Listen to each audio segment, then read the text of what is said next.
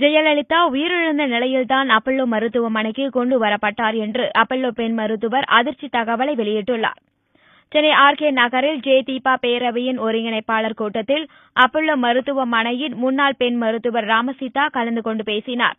அப்போது ஜெயலலிதா சிகிச்சைக்காக அப்பல்லோ மருத்துவமனைக்கு கொண்டு வரும்போதே அவருக்கு நாடி துடிப்பு இல்லாமல் இறந்த நிலையில் காணப்பட்டார் என்றும், மருத்துவமனையில் சேர்த்து 20 நாட்களிலேயே மெரினாவில் எம்ஜிஆர் சமாதி பின்புறம் இடத்தை ஆய்வு செய்யும் பணிகள் தொடங்கப்பட்டதாகவும் கூறினார். மேலும் இதனால் தான் அப்போலோவில் இருந்து ராஜினாமா செய்ததாக கூறிய அவர், இந்த உண்மைகளை விசாரணை கமிஷனிலும் கூற தயாராக இருப்பதாக தெரிவித்தார்.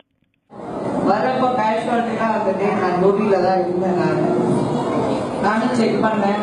அவங்க வரப்பவே